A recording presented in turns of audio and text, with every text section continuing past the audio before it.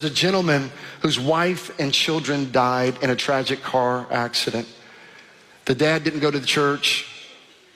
He was a husband, he was a father, but he was like, I'm not going to church. You just go to the church. So his wife and his kids went to the church, and one day they died tragically.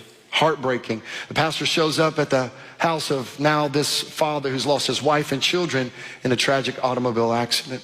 He knocks on the door. The gentleman answers the door. He says, sir, you don't know me, but I was the pastor of the church of where your wife and kids went to church. And I just want to tell you, I'm so sorry for your loss. I'm here just to tell you, if we could do anything, just know we're here to serve you. And he just said, hey, listen, I want nothing. This is what the man said. He goes, I want nothing to do with your Jesus, preacher. I want nothing to do with your Jesus.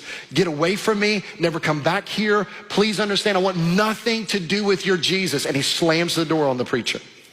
All of a sudden, this gentleman who's lost his wife and kids, the way that he decompressed, he was a swimmer, an avid swimmer.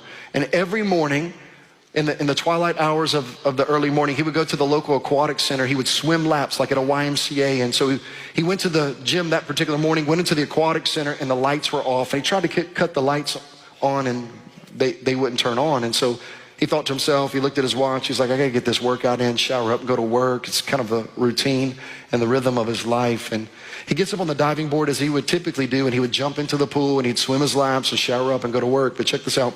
He stands up on the diving board, and there was a window behind him, and he makes this diving formation. But when he makes this diving formation before he goes into the dive, when he makes this motion, it was a full moon that morning, and his own body creates a shadow of the cross on the other side of the pool with his own body. So when he makes this motion, moonlight behind him makes a silhouette of the cross on the wall on the opposite end of the pool. And this man who wants nothing to do with Jesus now sees a cross in a shadow, and the Spirit of God under conviction breaks him down. And this man bows his knee on a diving board, convicted by the cross and the messages that he heard. And he goes, if you're real, Jesus, I say yes to you. Get saved on a diving board. By the way, can I just make this statement?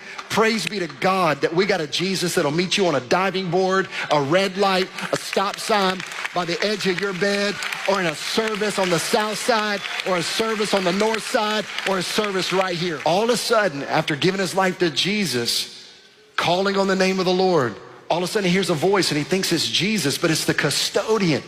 Dude stands up, and he's like, custodian's like, man, I'm so sorry. We had a fuse that was blown into breaker, and the lights come on, boom, and they both, no water in the pool.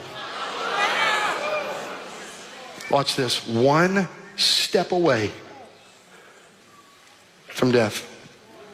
I'm not trying to freak you out or scare you, but I need you to understand that every person